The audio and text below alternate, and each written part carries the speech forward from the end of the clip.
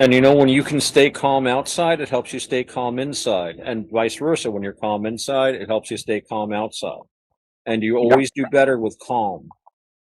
You always yep. do better when you can be. They call that equanimity in Buddhism. Well, all kinds of special terms in Buddhism that they're just regular things we do. You know, It, because like you're saying about keeping calm and everything, that has to do with the way you think about things, right? And you can look at mhm. this and you can approach it and either let someone get under your skin, and then, like I was saying before, then they control you, and suddenly they're in charge, and you're losing. You know, the Buddha used to say, if your enemy says something to get you angry, and you get angry, think of how happy that makes your enemy, right? Yep. So, yeah, very, very much so. And if you're um, able to maintain that, you've got a huge advantage. And again, you're less miserable. You have more happiness. You're not getting pulled into somebody else's unhappiness. Because when people insult you or do these things, they're not happy. They're miserable. They're talking out of their own misery.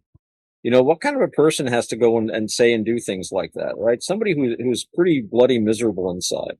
You kind of got to feel sorry for them if you think about it. But it's Well, important, like you were saying, to be able to step back and see that. So that's good. That's good, Robert. yeah, and it's like them three uh,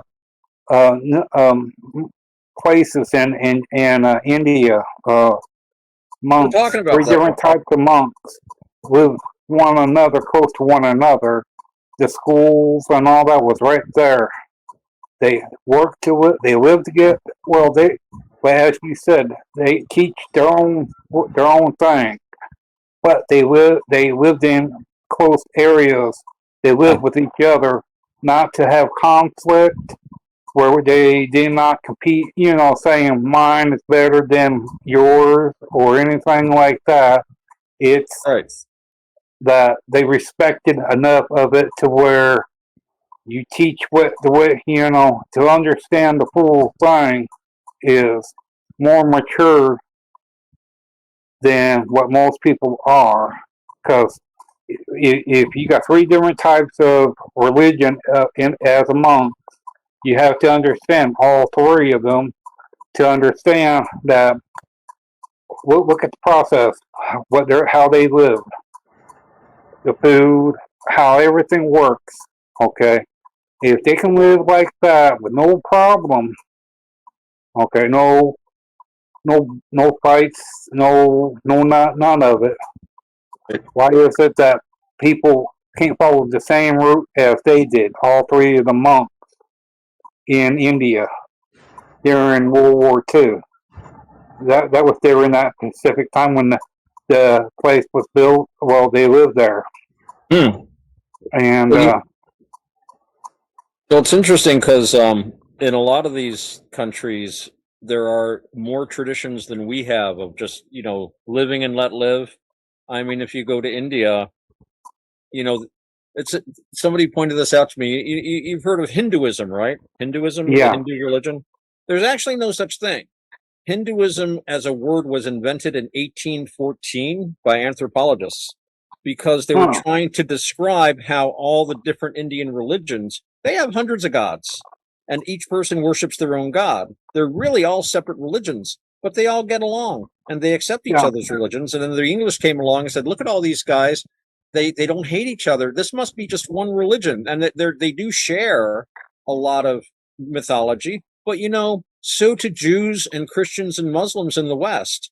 They all have very similar ideas about religion. They have a lot of, Christianity came out of Judaism and Islam came out of Christianity and Judaism combined. So they've got a lot of common elements, right? But they fight like cats and dogs. But yeah. over in India, you can have 100 different gods and they're not fighting each other. So it's kind of interesting how you can have people, like you're saying, you could have three different kinds of monks or three different, and this is something, before I forget, this just came out in Vietnam. They have a new Catholic saint now, and perhaps Tan will talk about it on the show next time that he's on. And one of the things he posted an article in Minds, which you can check out. And one of the things they noticed, I thought it was interesting. I posted it in the Buddhist Discord, where even Buddhists were attending his funeral or his, excuse me, they were attending his ceremony to become a saint. I think they call it beatification. And that Buddhists and even, like, as I said, people with no particular religion, probably like animists and stuff like that, were paying homage to him. So in Southeast Asia, just because I'm a Buddhist or an animist doesn't mean I can't go to a Catholic saint and pray to him Yeah. as well. They don't see any problem with that. Now, the Catholic, I'm sure, would have a problem with going and going to a Buddhist shrine to make an offering, but the Buddhist and the animist don't see any problem. So you do have that. That's I think a good tradition for us to pursue. We need to learn to live together better Well, and yeah, not but worry about the other person's religion that much. Let them have it, you know.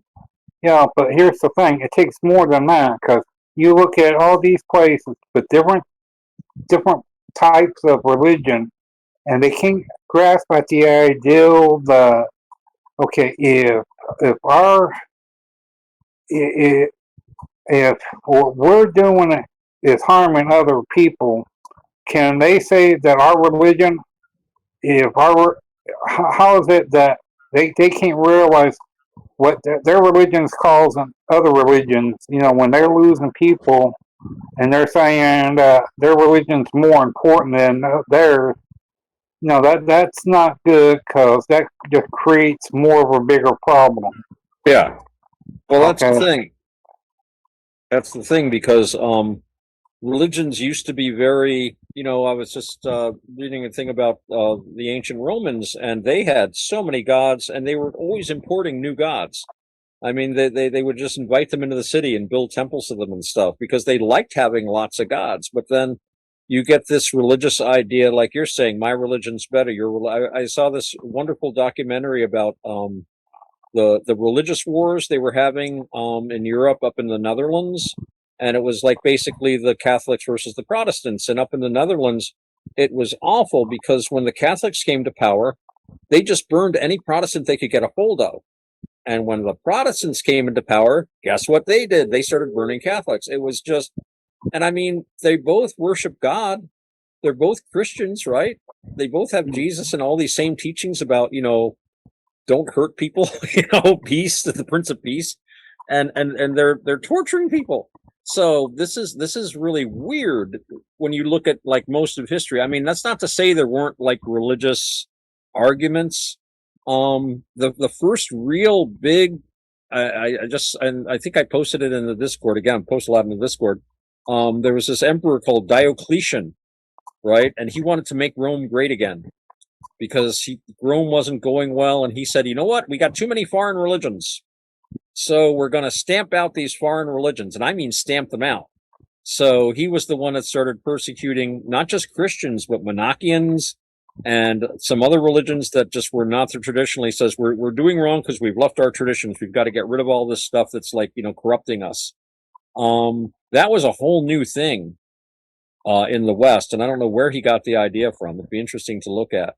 Well, But no, but oh, up till well, then, you could have whatever religion you wanted. Nobody cared.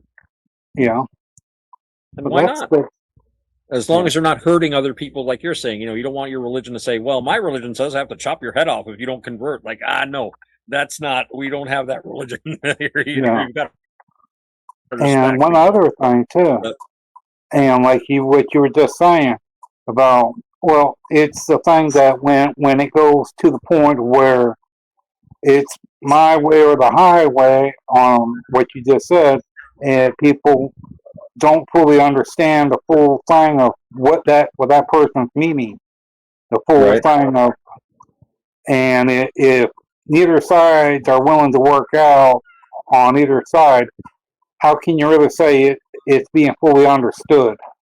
Right. Good point. Hmm. And it's so difficult for people to understand each other.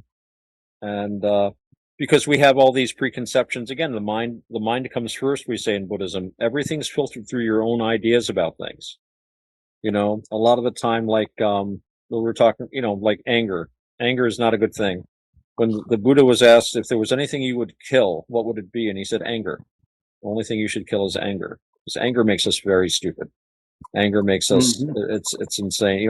Um, Anger is like a bubble that you're just trapped not anger, just not anger that in. it Oh, is not a just thing. It's the thing that it's where one thing that's where when you feel in love with someone, that's one thing, but when it goes way beyond that, as what we call it, like territorial love, best way I Yeah. can put it, it's where that goes right out the window. That serves no purpose in life or any constitute, in any kind of thing. Right. It serves no real purpose in anything.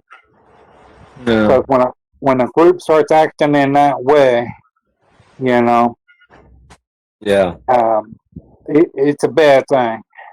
it is. It is. And we want good things. And that's why we follow our precepts. We don't lie, cheat, steal, drink. We certainly don't kill.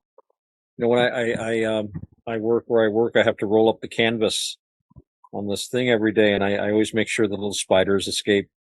They laugh at me at work. There's like a worm on the path. I run out and get it and put it on a tree so nobody steps on it.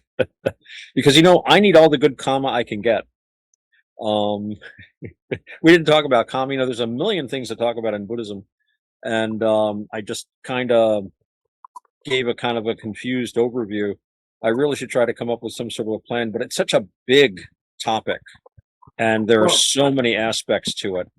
But yeah, it is 21 after 8. I was thinking we should probably wind things down pretty soon. We don't want this to be too long, especially since we can do other shows, and maybe we can follow up some of these ideas. okay. But So if we try to cover too much today, we might lose viewers. I wonder if we have any viewers. Roger, do we have anyone mentioning it, chatting with us, or We watching us, or anything like that? we had Veterans Radio on Kick who stopped in. He just gave his regular emojis, but he didn't say anything. I did a shout out saying hello to Veterans Radio and thanks for stopping in. So we Thank did you. have We do appreciate it. We do appreciate it. Yeah, yeah. we had Oh, So we had 3 views on YouTube and we've had 2 views on Rumble, and nice. on Kick we've had between 1 and 2. It bounces up and down. So Gentlemen, we are reaching them. We're reaching them. People are going to learn about Buddhism through this. This is really good. yeah, just one thing we can bring it up on later. Next one I would like to find out is, okay, how does Buddha, I can't pronounce it correctly. That's I'm okay. sorry about it. I can't pronounce a lot of these words too. It's a foreign language. But I what was want it? to find out. I want to find out about Buddhism and how does how the how does it work within, like, in different countries, like Russia or Japan, their ideals, their beliefs, and Okay, then yeah, that's one. that would be a great talk. Because as I was saying, there's a lot of different things out there called Buddhism. Um, I'll just say offhand that there's 2 main branches that are around today. In the ancient world, there were a lot of different Buddhist schools, but today we have what they call the Theravada Buddhists. And Theravada is a word that means the way of the older people, the elders, the old school, if you like.